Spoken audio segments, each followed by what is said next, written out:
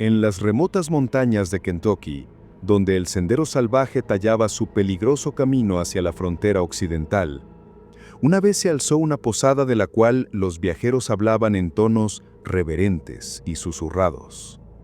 La posada Melbrook, decían, ofrecía algo que ningún otro establecimiento podía brindar: una calidez que trascendía las camas limpias y las comidas calientes. 4 hermanas dirigían este santuario montañoso, y los hombres agotados llegaban como extraños, pero partían sintiendo que habían descubierto algo precioso, algo que valía el traicionero viaje de regreso. Las hermanas Cunningham tenían una reputación que se extendía por 3 estados. Los comerciantes retrasaban sus viajes de negocios solo para pasar noches adicionales en la posada Melbrook. Los ganaderos tomaban desvíos peligrosos a través de pasos montañosos hostiles, antes que perderse la oportunidad de experimentar la legendaria hospitalidad de las hermanas. Y aquellos que se habían hospedado allí hablaban de comodidades que los viajeros solitarios rara vez encontraban. Una atención tan personal, tan íntima, que hombres adultos lloraban cuando llegaba el momento de partir. Pero en el invierno de 1851 algo cambió. Los viajeros comenzaron a llegar a asentamientos por todo Kentucky con relatos perturbadores. El camino hacia la posada Melbrook, afirmaban, se había llenado de carromatos abandonados y caballos sin jinete. Las autoridades locales desestimaron estos reportes como histeria fronteriza, hasta que emergió un patrón que ya no se podía ignorar. Docenas de hombres habían desaparecido sin rastro, y el último lugar donde alguien recordaba haberlos visto era en el serpenteante sendero montañoso que conducía a la acogedora puerta de las hermanas Cunningham. Lo que las autoridades estaban a punto de descubrir revelaría que la calidez que los viajeros encontraban en la posada Melbrook tenía un precio mucho más aterrador de lo que cualquiera podría haber imaginado. El año era 1831, cuando Jeremiah Cunningham sucumbió a la tuberculosis, dejando atrás una próspera propiedad montañosa y 4 hijas que oscilaban entre los 16 y 26 años. Ubicada en las altas remotas entre el Valle Shenandoah de Virginia y la frontera de Kentucky, la propiedad Cunningham se extendía por 800 acres de montaña fértil, completa con ganado, campos de grano y, lo más importante, una posada estratégicamente posicionada que servía a viajeros que se dirigían al oeste por el sendero salvaje. Margaret, la mayor a los 26 años, poseía la mente aguda de una empresaria nata y la naturaleza fría y calculadora que después probaría ser tan letal como profetizaban. Catherine, de 24 años, había heredado la belleza etérea de su madre y una habilidad casi sobrenatural para hacer que cualquier hombre se sintiera como la persona más importante del mundo. Sarah, de 22 años, compartía el conocimiento de su difunta madre sobre hierbas montañosas y sus diversas propiedades, conocimiento que demostraría ser mucho más siniestro de lo que cualquiera imaginaba. Y Elizabeth, la menor, a los 16 años, poseía un encanto inocente que podía desarmar a incluso al viajero más suspicaz. La propiedad Cunningham había sido construida por su abuelo en 1798, cuando el sendero salvaje era poco más que un sendero peligroso tallado a través de territorio hostil. Para 1831, había evolucionado en uno de los puntos de parada más respetados para comerciantes, colonos y aventureros que se dirigían hacia la promesa del país de Bluegrass de Kentucky. La casa principal, una estructura sustancial de troncos de 2 pisos con fundaciones de piedra, se alzaba prominentemente en una cresta con vista al valle abajo. La porción de la posada consistía en 6 cómodas habitaciones de huéspedes, un área común grande con chimeneas masivas de piedra y una cocina capaz de alimentar a docenas. Lo que hacía especial el lugar Cunningham no era solo su ubicación o comodidades, era la reputación de hospitalidad que había sido cuidadosamente cultivada durante 3 décadas. Los viajeros hablaban en pueblos a cientos de millas de distancia de la calidez de la bienvenida Cunningham, la calidad de su whisky montañés y la comodidad de camas limpias después de semanas en caminos peligrosos. Jeremiah había construido algo más valioso que el oro: confianza. La propiedad empleaba un personal pequeño pero leal. Ezra Hawthorne, un hombre de montaña curtido en sus 50 años, había trabajado como capataz desde los primeros días de la posada. Su conocimiento de las montañas era enciclopédico, y su lealtad a la familia Cunningham era absoluta. Dos inmigrantes alemanes, los hermanos Zimmer, Klaus y Heinrich, habían llegado 3 años antes, buscando trabajo y estabilidad en el Nuevo Mundo. Vivían en una cabaña cerca del límite oriental de la propiedad y manejaban el ganado y las operaciones agrícolas con eficiencia germánica. El otoño de 1831 marcó el comienzo de lo que los locales después recordarían como los años dorados de la posada. Las hermanas, inicialmente trabajando juntas por necesidad, descubrieron que poseían una habilidad remarcable para hacer que los huéspedes se sintieran no solo bienvenidos, sino genuinamente valorados. El negocio de Margaret mantenía la operación rentable. El encanto de Catherine hacía que los huéspedes se quedaran más tiempo de lo planeado. El conocimiento de Sarah de cocina montañosa y tés medicinales mejoraba su reputación de comodidad, y el entusiasmo juvenil de Elizabeth hacía sonreír aún a los viajeros más cansados. Pero algo más oscuro se agitaba bajo esta fachada de hospitalidad montañosa. El aislamiento que una vez había protegido a la familia Cunningham de los peligros de la vida fronteriza, ahora proporcionaba algo completamente diferente: privacidad. Y privacidad para 4 mujeres jóvenes con mentes agudas y pocos escrúpulos podía ser algo verdaderamente peligroso. Fue una noche de noviembre de 1832 cuando Thomas Kellerman llegó a la posada Millbrook, y con él la primera pista de la oscuridad por venir. Kellerman era un comprador de ganado de Richmond, viajando solo con una bolsa sustancial de monedas de oro destinadas a compras en Kentucky. Era un hombre de 45 años, recientemente viudo, sin hijos y pocos lazos cercanos, precisamente el tipo de huésped que las hermanas, después, aprenderían a identificar con precisión aterradora. La temperatura había caído por debajo del punto de congelación y una ligera nevada comenzaba a caer cuando el caballo de Kellerman subió por el sendero serpenteante hacia la posada.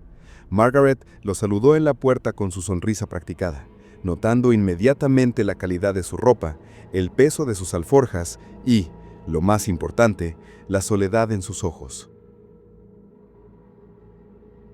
Un hombre viajando solo apenas un año después de perder a su esposa llevaba más que solo dinero. Llevaba una necesidad desesperada de conexión humana. «Bienvenido a la posada Millbrook», dijo Margaret, su voz llevando la mezcla exacta de profesionalismo y calidez. «Soy Margaret Cunningham y estas son mis hermanas. Nos aseguraremos de que su estadía sea todo lo que necesita». Los ojos de Kellerman se iluminaron mientras contemplaba el resplandor cálido del salón común, el aroma del estofado de venado de Sarah y la vista de Catherine arreglando flores silvestres frescas a pesar de la estación. Esto era exactamente lo que un viudo solitario necesitaba, un lugar donde mujeres hermosas y atentas lo tratarían como familia, en lugar de solo otro cliente que paga. Durante los siguientes 3 días, las hermanas proporcionaron a Kellerman una experiencia diferente a cualquier que hubiera encontrado en una posada. Las comidas de Sarah eran banquetes de calidad de restaurante con carne de caza perfectamente sazonada, pan fresco y sus famosos pasteles de miel. Margaret lo involucró en largas conversaciones sobre negocios y política, haciéndolo sentir intelectualmente valorado. La risa inocente de Elizabeth ante sus historias lo hacía sentir mundano e importante. Pero fue Catherine quien proporcionó lo que Kellerman verdaderamente anhelaba: la ilusión del romance. En su segunda noche, después de que los otros huéspedes se habían retirado, Catherine encontró a Kellerman sentado solo junto al fuego, mirando las llamas con la expresión hueca de un hombre que había perdido todo lo que le importaba. Se acercó con 2 vasos de ron especiado de Sarah, cada uno calentándose perfectamente en vasos de cristal que captaban la luz del fuego. Parece preocupado, señor Kellerman, dijo Catherine acomodándose en la silla a su lado con gracia fluida. A veces, compartir una carga la hace más ligera. Durante las siguientes 2 horas, Kellerman se encontró derramando su corazón a esta hermosa mujer que escuchaba con atención tan genuina. Habló de su difunta esposa Mary, de sus intentos fallidos de tener hijos, de regresar cada noche a una casa que aún olía débilmente a su jabón de lavanda. Catherine escuchó con perfecta simpatía, ocasionalmente tocando su mano o inclinándose más cerca con aparente compasión. La soledad es algo terrible, dijo suavemente mientras el fuego se consumía, pero no tiene que ser permanente. Lo que pasó después nunca fue registrado en ningún documento oficial, pero el comportamiento de Kellerman la mañana siguiente contó su propia historia. Se movió por el desayuno con la expresión satisfecha de un hombre que había redescubierto razones para vivir. Extendió su estadía por 2 días adicionales, a pesar de su urgencia original de llegar a Kentucky. «Nunca he experimentado hospitalidad como esta», dijo a Margaret mientras se preparaba para partir. «Usted y sus hermanas han creado algo realmente especial aquí. Estaré recomendando este lugar a cada viajero que no conozca».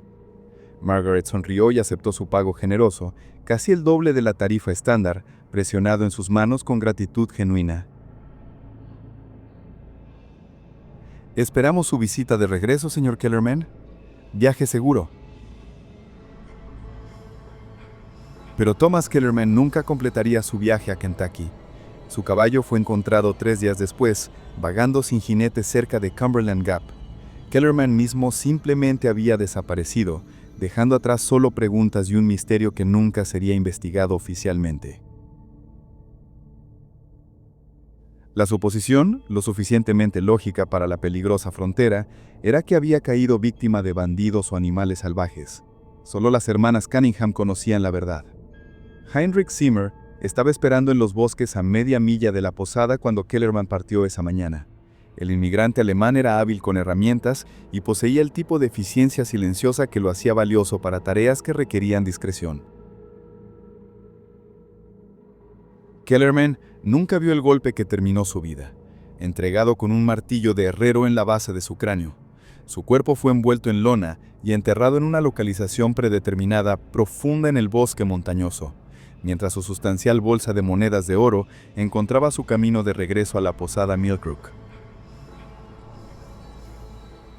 Esa noche, las 4 hermanas se sentaron alrededor de su mesa de cocina contando el dinero de Kellerman y planeando su futuro. Margaret había hecho los cálculos. La cantidad que acababan de adquirir excedía las ganancias legítimas de la posada por un año completo. Catherine había demostrado que los hombres solitarios podían ser manipulados con facilidad impactante. Sarah había demostrado que las huellas de evidencia podían ser eliminadas con el conocimiento correcto de química y artesanía montañesa. Y Elizabeth había mostrado que incluso la persona aparentemente más inocente podía guardar terribles secretos. «No será extrañado por semanas», dijo Margaret, apilando las monedas de oro con precisión empresarial. «Sin familia ni amigos cercanos, viajando solo a un lugar donde nadie lo conoce. Perfecto. A veces era casi demasiado fácil», agregó Catherine con la misma expresión gentil que había usado para consolar a su víctima. «Nos habría dado cualquier cosa que le hubiéramos pedido». Lo que habían descubierto esa noche de noviembre era algo mucho más valioso que el oro. Habían descubierto cómo hacer desaparecer a la gente. El invierno de 1832 dio a las hermanas tiempo para refinar su técnica y establecer los protocolos que les servirían durante casi 2 décadas. Margaret, con su mente empresarial aguda, desarrolló un sistema para identificar objetivos ideales. La víctima perfecta era un hombre viajando solo, llevando dinero sustancial, con pocas conexiones familiares y sin horario fijo, que levantara alarma inmediata si fallaba en llegar a su destino. El papel de Sarah evolucionó más allá de cocinar y manejar el hogar. Su conocimiento de plantas montañesas se expandió para incluir estudio detallado de toxinas y sus efectos. Las bayas de pokeweed, cuando se preparaban apropiadamente, podían inducir síntomas parecidos al cólera. La dedalera podía causar falla cardíaca que parecía natural. La cicuta de agua podía matar en horas, mientras dejaba poco rastro. Estableció un jardín oculto detrás de la casa principal, donde cultivaba estas plantas junto a hierbas legítimas, creando un arsenal farmacéutico disfrazado como un parche de medicina. Catherine perfeccionó el arte de la manipulación emocional, aprendiendo a leer las necesidades más profundas de los hombres y presentarse como la respuesta a su soledad. Estudió a sus objetivos cuidadosamente, adaptando su personalidad para coincidir con sus deseos. Para los religiosos, se volvía devotamente espiritual. Para los intelectuales, se transformaba en una conversadora bien leída. Para los afligidos, ofrecía consuelo y comprensión. Su habilidad para convertirse en lo que sea que un hombre necesitara era tanto su arma más grande como su talento más escalofriante. Elizabeth, a pesar de su juventud, demostró ser crucial para el éxito de la operación. Su inocencia aparentemente genuina proporcionaba cobertura perfecta para las actividades de la familia. Los huéspedes sospechosos encontraban imposible mantener su cautela alrededor de una niña que parecía incapaz de engaño. También servía como el sistema de alerta temprana. Su comportamiento naturalmente amigable le permitía extraer información sobre los antecedentes, planes de viaje y situaciones financieras de los huéspedes sin levantar sospechas. La logística de eliminación había sido trabajada con eficiencia germánica por los hermanos Zimmer. Klaus había descubierto una serie de cuevas naturales en la ladera de la montaña, accesibles solo a través de una entrada oculta detrás de un deslizamiento de rocas.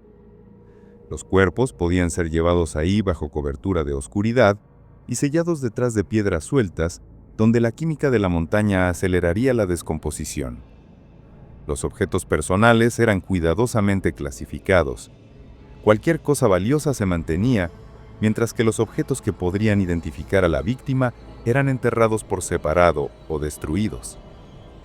El papel de Ezra Hawthorne era quizá el más crucial. Su reputación en la región estaba más allá de reproche, y su palabra llevaba peso con las autoridades locales.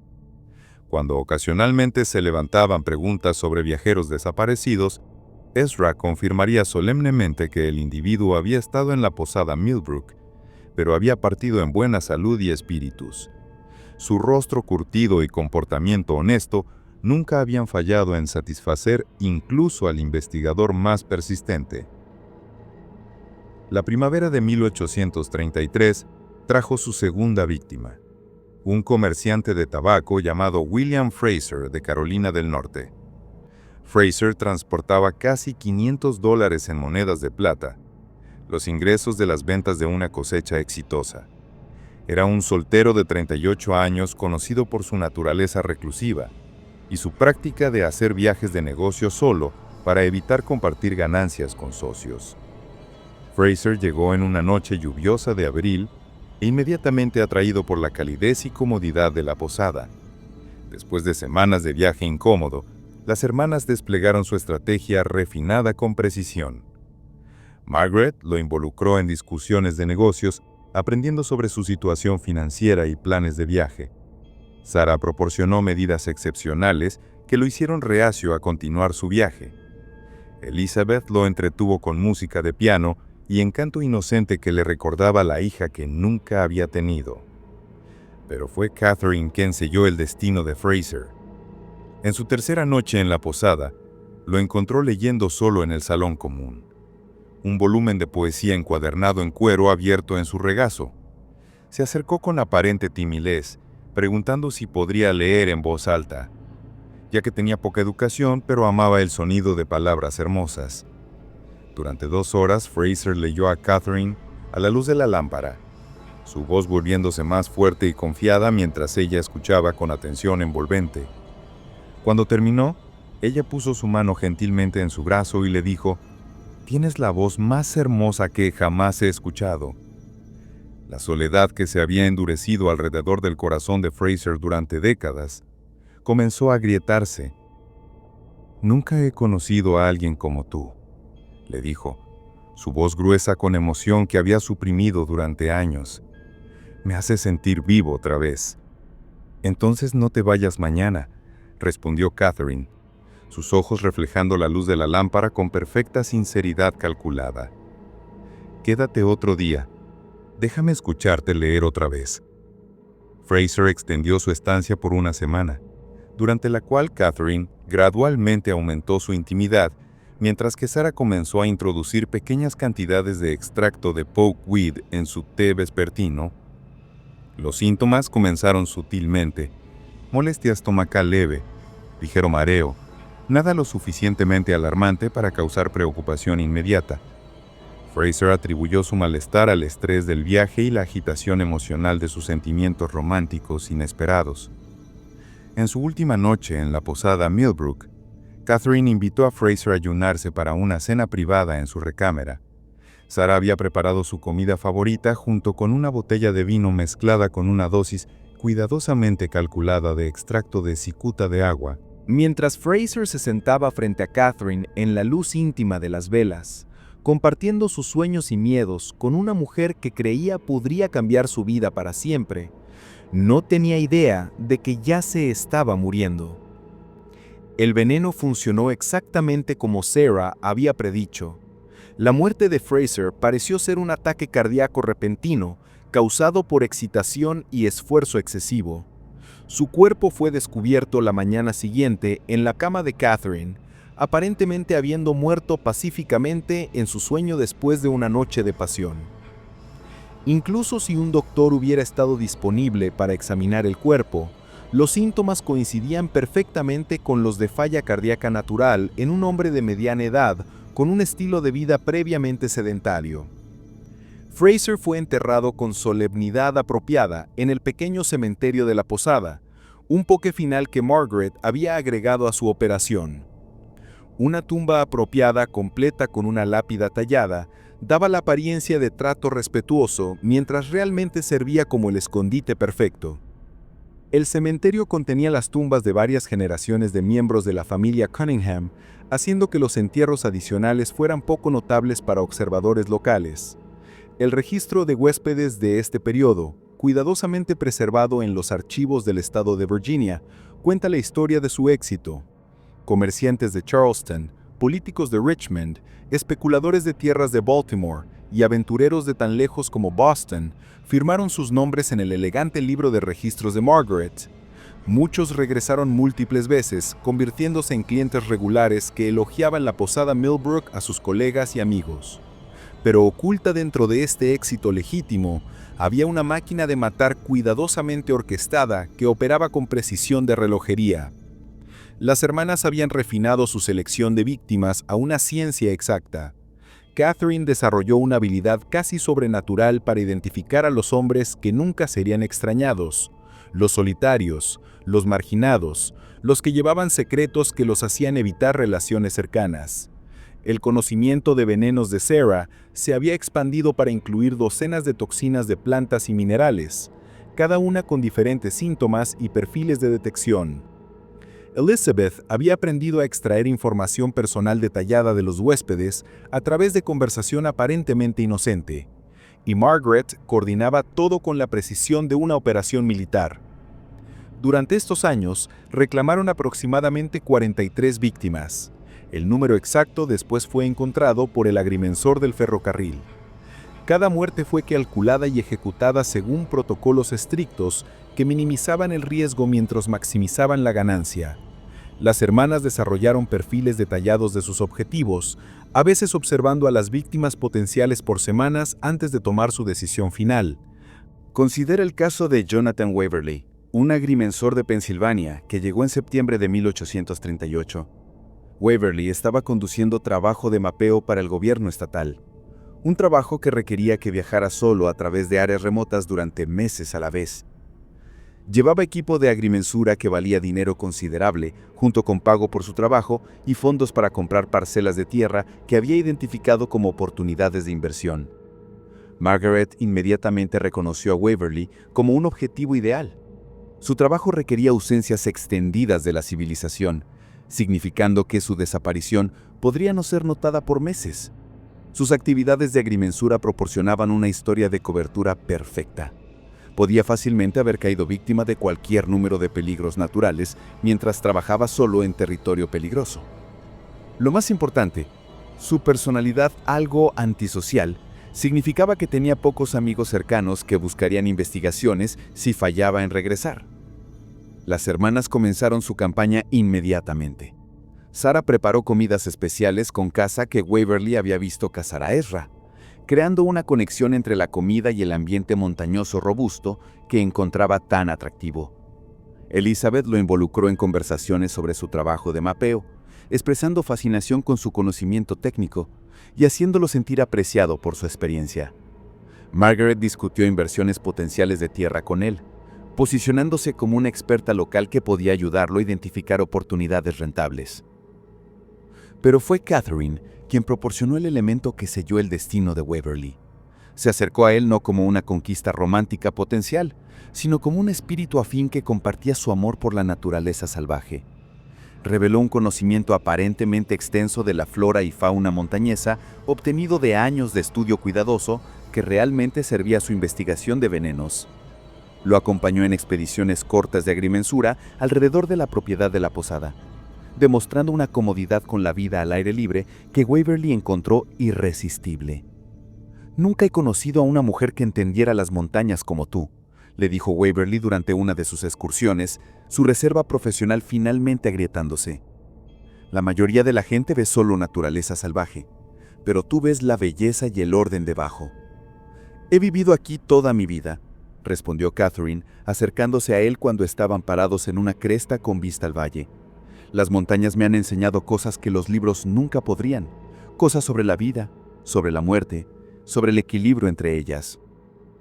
Waverly extendió su estadía planeada de 2 días a 3 semanas, ostensiblemente para conducir trabajo de agrimensura más completo en el área, pero realmente porque había caído completamente bajo el hecicho de Catherine. Durante este tiempo, Sarah gradualmente introdujo toxinas cada vez más potentes en su comida, creando síntomas que imitaban las primeras etapas de la fiebre montañesa, un peligro genuino que había reclamado las vidas de varios agrimensores en años recientes. El veneno que Sarah usó para Waverly fue su propia innovación, un extracto de hongos ángel destructor que producía falla hepática durante el curso de varios días. Los síntomas coincidían perfectamente con los de la fiebre montañesa, y incluso un doctor experimentado había tenido poco probable distinguir entre las dos condiciones. La muerte de Waverly parecía un peligro ocupacional trágico pero completamente predecible.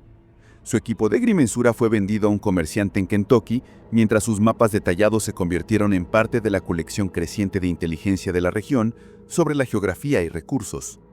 Su cuerpo se unió a los otros en las cuevas montañosas selladas, mientras su nombre fue agregado a los registros locales como otra víctima del estilo de vida peligroso de la frontera. La brillantez de la operación de las hermanas yacía no solo en sus métodos de asesinato, sino en su habilidad para mantener la ilusión de respetabilidad. Asistían a servicios de iglesia en el asentamiento cercano de Millbrook, contribuían generosamente a causas comunitarias y mantenían amistades con familias locales. Margaret servía en la bunta de la Asociación Regional de Comerciantes, mientras Sarah proporcionaba asistencia médica a granjas vecinas durante tiempos de enfermedad. Catherine enseñaba escuela dominical a los niños locales y Elizabeth organizaba eventos sociales que reunían familias montañesas aisladas. Esta participación comunitaria servía a múltiples propósitos. Les proporcionaba coartadas y testigos de carácter para tiempos cuando se podrían levantar preguntas sobre huéspedes desaparecidos. Les daba acceso a información sobre viajeros pasando por la región. Lo más importante, las establecía como pilares de la comunidad, cuya palabra nunca sería cuestionada por autoridades locales. Las hermanas también desarrollaron una extensa red de relaciones comerciales que ayudaron a legitimar su creciente riqueza. Invertían en compras de tierra por toda la región, gradualmente ensamblando un portafolio de propiedades que generaba ingresos de alquiler y se apreciaba en valor. Prestaron dinero a granjeros y comerciantes locales, ganando tanto pagos de interés como influencia dentro de la comunidad. Incluso compraron acciones en varias compañías de barcos fluviales operando en el río Ohio, diversificando sus inversiones mientras creaban fuentes adicionales de ingreso. Para 1845, las hermanas Conningen eran entre las propietarias más ricas de Virginia Occidental. Su historia de éxito era sostenida como un ejemplo de lo que mujeres determinadas podían lograr, aún en el ambiente desafiante de la frontera. Los periódicos locales ocasionalmente presentaban artículos sobre las emprendedoras hermanas Cunningham, quienes habían construido un imperio comercial próspero de su propiedad montañosa heredada. Pero bajo esta fachada de éxito legítimo yacían los huesos cuidadosamente ocultos de más de 40 hombres que habían cometido el error fatal de aceptar la hospitalidad de las hermanas. Cada muerte había agregado a su riqueza y refinado sus métodos, creando un ciclo de asesinato y ganancia que parecía imposible de detener o detectar. El principio del fin no vino de la aplicación de la ley o parientes sospechosos, sino de una fuente inesperada, uno de sus propios empleados. Heinrich Zimmer, el menor de los dos hermanos alemanes, había estado volviéndose cada vez más inestable desde un accidente de caza en el otoño de 1849, que lo dejó con dolor crónico y dependencia del láudano para alivio. Heinrich siempre había sido el más sensible de los hermanos Zimmer, y los años de participar en los crímenes de las hermanas habían tomado un peaje psicológico que su hermano Klaus ignoraba o fallaba en reconocer. El láudano, inicialmente prescrito por Sarah para alivio legítimo del dolor, gradualmente se había convertido en el escape de Heinrich de la culpa y pesadillas que plagaban su sueño. Pero la adicción trajo sus propios problemas, paranoia, cambios de humor y una tendencia hacia habla suelta que lo hacía cada vez más peligroso para la operación. La crisis comenzó en una fría mañana de febrero de 1850, cuando Heinrich apareció en la puerta de la cocina de la casa principal, sus ojos salvajes con pánico inducido por drogas y su ropa desaliñada de una noche sin sueño. Sarah estaba sola en la cocina, preparando desayuno para un comerciante viajero de Carolina del Norte que había llegado la noche anterior, un hombre que las hermanas ya habían identificado como su próximo objetivo. «No puedo hacerlo más», susurró Heinrich, su voz temblando con emoción. «Veo sus rostros cada noche. Cada vez que cierro mis ojos, están todos parados ahí observándome. 43 hombres, Sarah. 43 almas clamando por justicia». Sarah mantuvo su compostura, pero su mente corrió mientras calculaba la amenaza que ahora Heinrich representaba. Su conocimiento de sus crímenes era completo y detallado. Podía proporcionar a las autoridades ubicaciones exactas de sitios de entierro, descripciones de métodos de asesinato y testimonio que enviaría a las 4 hermanas a la horca. «No estás bien, Heinrich», dijo Sarah gentilmente, moviéndose más cerca a él con aparente preocupación. «El aura no está afectando tu mente. Estás viendo cosas que no son reales». «No». La voz de Heinrich se alzó peligrosamente y Sarah echó un vistazo hacia el techo, esperando que el huésped arriba no hubiera sido despertado. «Sé lo que hemos hecho. Sé lo que me has hecho hacer. Y sé que tiene que parar».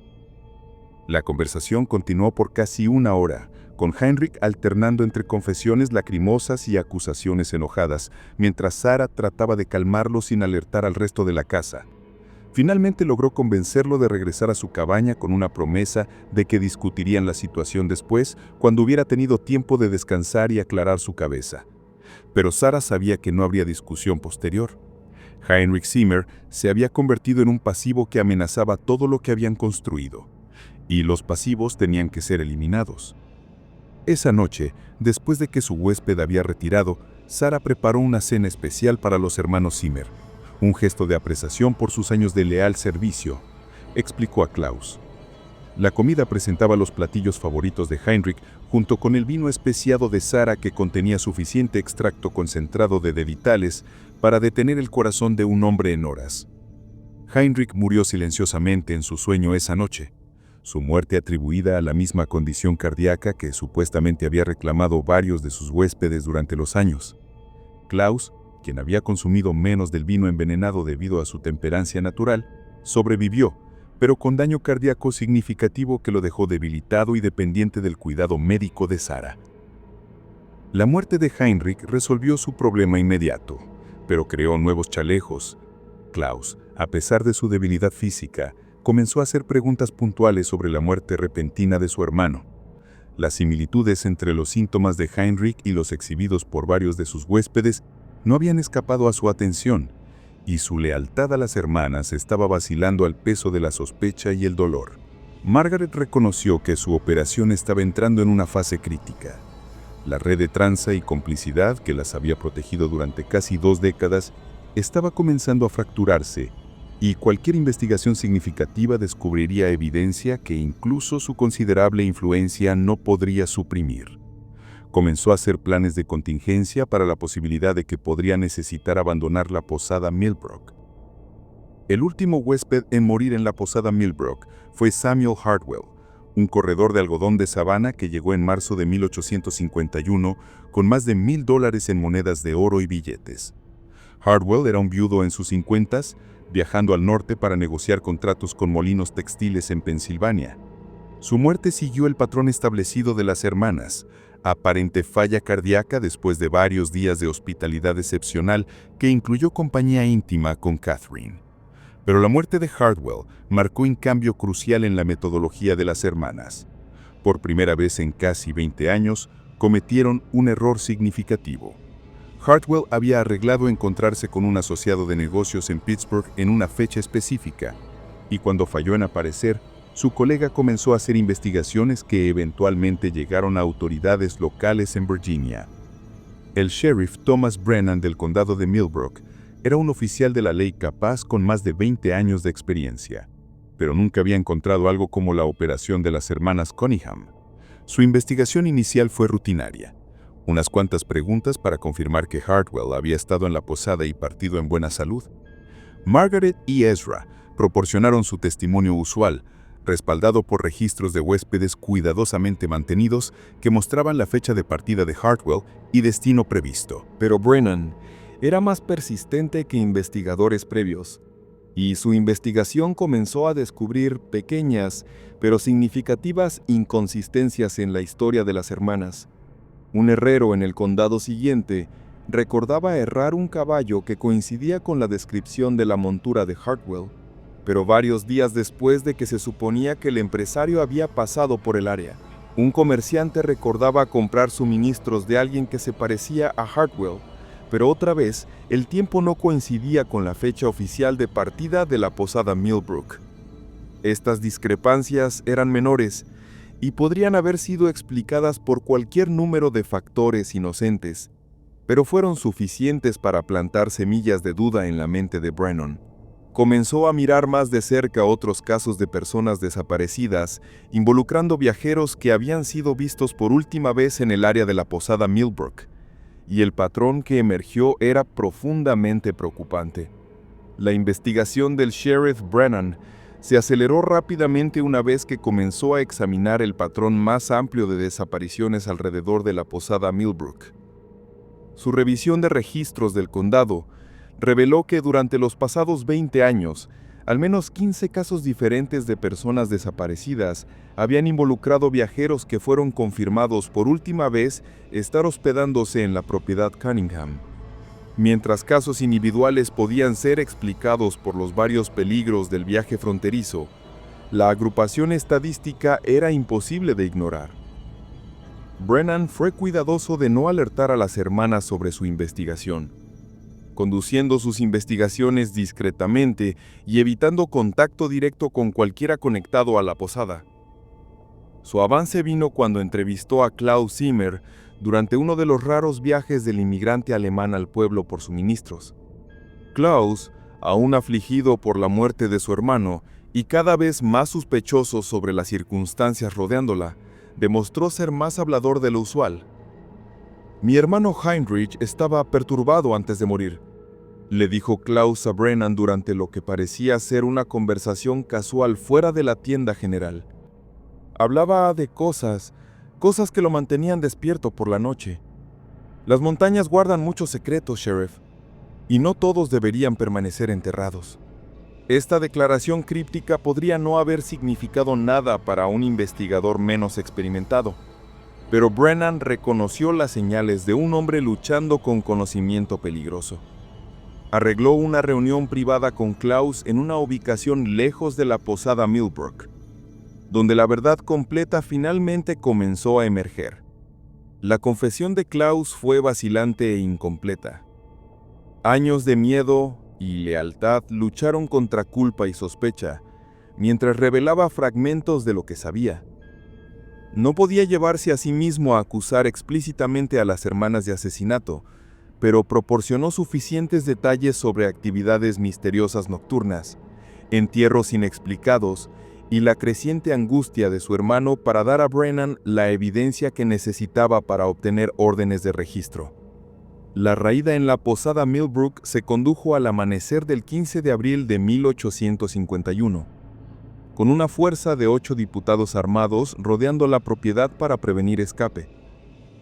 Brennan había coordinado con alguaciles federales para asegurar que cualquier evidencia encontrada fuera apropiadamente manejada, reconociendo que el caso podría involucrar crímenes a través de líneas estatales. Las hermanas recibieron la llegada de la aplicación de la ley con compostura característica.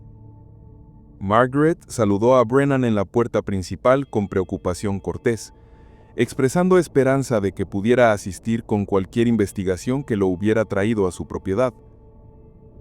Catherine parecía genuinamente angustiada por la sugerencia de que algo impropio podría haber ocurrido en su establecimiento respetable. Sarah ofreció preparar refrescos para los oficiales, mientras que Elizabeth parecía confundida y asustada por las acusaciones siendo niveladas contra su familia. Pero sus actuaciones practicadas no podían ocultar la evidencia física que 20 años de asesinato habían dejado atrás. La búsqueda de la casa principal reveló varios objetos que claramente pertenecían a viajeros desaparecidos. Un reloj de bolsillo de plata distintivo, grabado con las iniciales de Samuel Hartwell. Un portafolio de cuero conteniendo documentos de negocios pertenecientes a Thomas Kellerman. Y una colección de cartas personales y fotografías que representaban docenas de diferentes víctimas. Más condenatorio aún fue el jardín cuidadosamente mantenido de Sarah de plantas venenosas, que incluía varias especies que no tenían aplicaciones medicinales legítimas.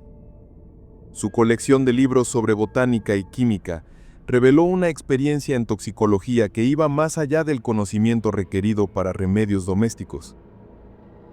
Oculto en su habitación privada, los investigadores encontraron notas detalladas describiendo los efectos y dosis de varias plantas tóxicas, junto con registros que claramente correspondían a las muertes de huéspedes específicos. El descubrimiento de las cuevas de entierro fue la pieza final de evidencia necesaria para confirmar el alcance de los crímenes de las hermanas. Klaus, enfrentando cargos como cómplice de asesinato, guió a los investigadores a la entrada oculta detrás del deslice de rocas. Dentro de las cuevas, exactamente como el agrimensor del ferrocarril las encontraría meses después, estaban los restos esqueléticos de 43 hombres, junto con efectos personales que valían miles de dólares. Cada esqueleto contaba su propia historia de muerte violenta. Las heridas de punción encontradas en la base de varios cráneos indicaban que algunas víctimas habían sido matadas rápidamente con instrumentos afilados, probablemente mientras estaban inconscientes por veneno o alcohol. Otros mostraban signos de estrangulamiento o asfixia. Algunos parecían haber muerto solo de veneno, sus huesos mostrando los cambios químicos asociados con toxicidad de metales pesados. El juicio de las hermanas Cunningham se convirtió en uno de los procedimientos legales más sensacionales en la historia de Virginia.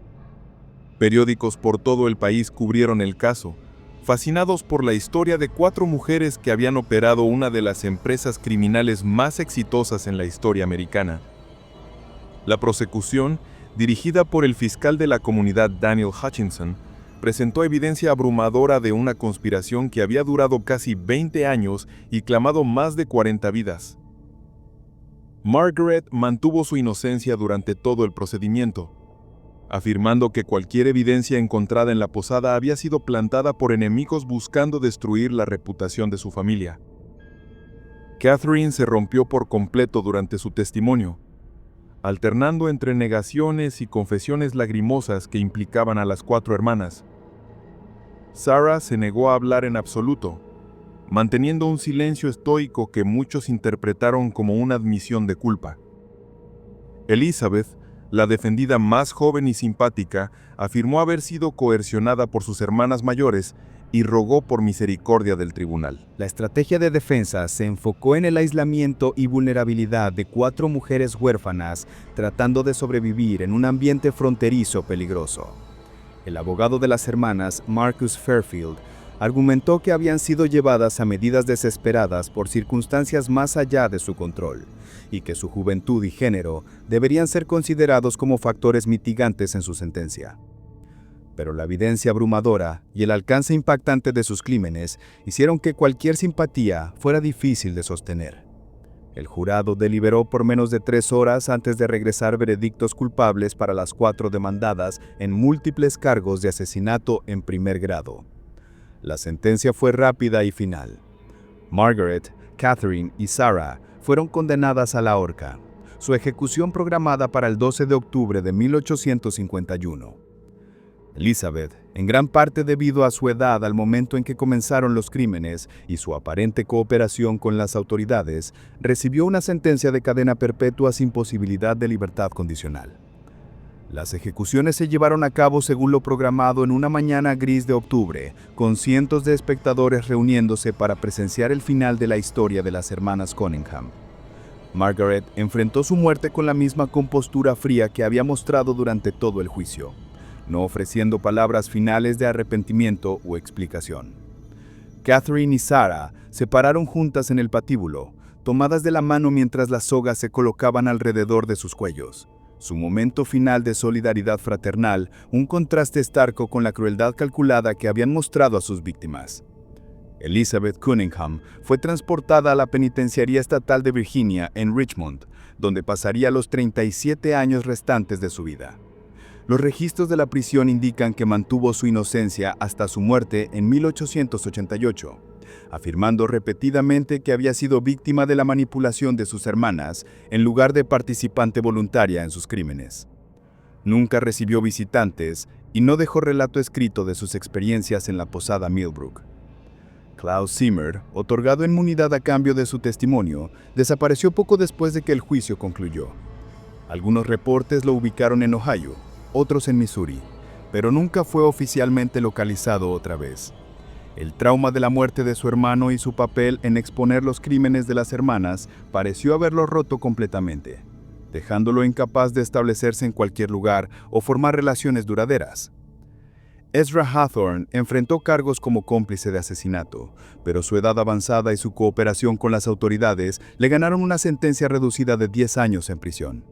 Murió en custodia en 1854, reportadamente aún manteniendo que nunca había sospechado la verdadera naturaleza de las actividades de las hermanas, y había creído sus explicaciones para las varias muertes y desapariciones. La posada Millbrook misma fue vendida en subasta para satisfacer juicios legales contra el patrimonio Cunningham. Los nuevos propietarios, una familia llamada Fletcher de Richmond, intentaron continuar operándola como una posada legítima, pero la reputación notoria de la propiedad hizo imposible atraer huéspedes. El edificio permaneció vacío por varios años antes de ser comprado por una compañía minera que demolió las estructuras y convirtió la tierra para uso industrial. La mina de cobre donde los restos de las víctimas fueron descubiertos fue permanentemente sellada por orden del tribunal, con un marcador de piedra simple erigido para conmemorar a los 43 hombres que murieron en la posada Millbrook. El marcador, que aún permanece hoy en día según sociedades históricas locales, lleva solo la inscripción: aquí yacen viajeros desconocidos, 1832-1851. Que encuentren en la muerte la paz que les fue negada en vida. El caso tuvo implicaciones de largo alcance para la regulación de posadas y hoteles por toda Virginia y estados vecinos.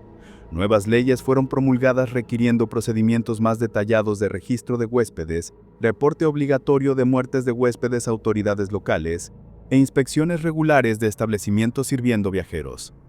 Las leyes Cunningham, como se conocieron, permanecieron en efecto bien entrado el siglo XX. Quizás más significativamente, el caso de la posada Millbrook se convirtió en una historia de precaución sobre los peligros del aislamiento y el potencial para que el mal florezca en lugares lejos de la supervisión civilizada.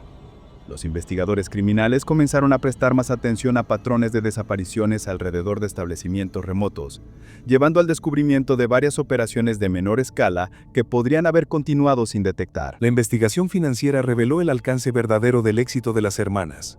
Su patrimonio, incluyendo tenencias de tierra, inversiones comerciales y activos líquidos, fue evaluado en más de $50,000, una fortuna enorme para el periodo de tiempo. El dinero fue usado para compensar familias de víctimas donde fue posible y para financiar mejoras en capacidades de aplicación de la ley en áreas remotas de Virginia. Los criminólogos modernos que han estudiado el caso notan varios factores que contribuyeron al éxito notable de las hermanas. Su operación combinó selección cuidadosa de víctimas, métodos sofisticados de asesinato, técnicas excelentes de eliminación y, lo más importante, una historia de cobertura perfecta que hizo sus crímenes casi invisibles a investigadores contemporáneos. El aislamiento de su ubicación proporcionó privacidad para sus actividades, mientras su reputación de hospitalidad creó un flujo constante de víctimas potenciales. Los perfiles psicológicos desarrollados por expertos modernos sugieren que Margaret era la arquitecta primaria de la operación, poseyendo los rasgos de personalidad antisocial y habilidades organizacionales necesarias para planear y ejecutar una empresa criminal tan compleja. Catherine probablemente sufría de lo que ahora se reconocería como trastorno límite de personalidad, haciéndola capaz de formar conexiones emocionales intensas, pero últimamente sin significado con las víctimas. La experiencia de Sarah con venenos sugiere una fascinación con la muerte y control que bordeaba lo sádico. El papel de Elizabeth permanece el más ambiguo. Si fue participante voluntaria o cómplice coaccionada, puede nunca ser determinado definitivamente. Lo que hace el caso de la posada Millbrook particularmente escalofriante es que tan fácilmente podría haber continuado indefinidamente. Si Heinrich Zimmer no hubiera sufrido su colapso psicológico, o si el sheriff Brennan hubiera sido menos persistente en su investigación, las hermanas podrían haber continuado sus actividades por décadas más. La aleatoriedad de su descubrimiento final sirve como recordatorio de que muchos crímenes históricos pueden haber pasado completamente indetectados, sus perpetradores llevándose sus secretos a tumbas no marcadas. La historia de las hermanas Cunningham también resalta la vulnerabilidad de viajeros en la era preindustrial. Cuando la comunicación era lenta y el transporte era peligroso, un hombre podía desaparecer entre dos pueblos y no ser extrañado por meses, si acaso. Las hermanas explotaron esta vulnerabilidad con eficiencia despiadada, convirtiendo la industria de hospitalidad misma en un arma contra los solitarios y aislados. El folclore local en Virginia Occidental preservó versiones distorsionadas de la historia de la posada Millbrook por generaciones. Algunos relatos retrataban a las hermanas como víctimas de circunstancia que fueron llevadas a medidas desesperadas por pobreza y aislamiento. Otros las transformaron en entidades sobrenaturales que atraían a las víctimas a través de medios mágicos en lugar de manipulación simple. La verdad, como se reveló por registros del tribunal y relatos contemporáneos, es tanto más mundana y más aterradora que cualquier historia de fantasmas. La ubicación física de la posada Millbrook siguió siendo una fuente de superstición local bien entrado el siglo XX. Cazadores y excursionistas reportaron encontrar artefactos inusuales en el área: botones viejos, piezas de ropa, objetos de metal oxidado que una vez podrían haber pertenecido a las víctimas de las hermanas. Si estos descubrimientos fueron reliquias genuinas o simplemente productos de imaginaciones hiperactivas influenciadas por la historia notoria de la ubicación, permanece desconocido. Varios intentos fueron hechos durante los años para localizar sitios de entierro adicionales, que podrían contener víctimas que fueron eliminadas a través de otros métodos. Estudios de radar de penetración terrestre conducidos en los 1980s identificaron varias anomalías del suelo consistentes con tumbas sin marcar, pero consideraciones legales y éticas previnieron excavación extensa. La posibilidad permanece de que las 43 víctimas encontradas en la mina representen solo una porción del conteo total de asesinatos de las hermanas. Esta historia nos muestra qué tan fácilmente el mal puede esconderse detrás de una fachada de respetabilidad y cómo el aislamiento puede proporcionar la cobertura perfecta para los crímenes más atroces. La historia de las hermanas Cunningham sirve como recordatorio de que los monstruos no siempre parecen monstruos. A veces parecen anfitrionas encantadoras ofreciendo a viajeros cansados exactamente lo que más necesitan. El archivo del caso Cunningham, alojado en los archivos del estado de Virginia, continúa atrayendo investigadores e historiadores aficionados fascinados por una de las operaciones de asesinato en serie más exitosas de América. Los registros detallados mantenidos por Margaret Cunningham, combinados con las notas botánicas de Sarah y la evidencia física recuperada de la propiedad, proporcionan una imagen inusualmente completa de cómo tales crímenes fueron planeados y ejecutados en el siglo XIX. En los márgenes de la historia estadounidense, donde el aislamiento proporcionó oportunidad y la hospitalidad se convirtió en un arma, las hermanas Cunningham crearon un legado de terror que perdura hasta hoy. Su historia permanece como una advertencia eterna, que detrás de las sonrisas más cálidas pueden yacerse las intenciones más frías, y que la verdadera oscuridad a menudo se esconde en los lugares que parecen más seguros.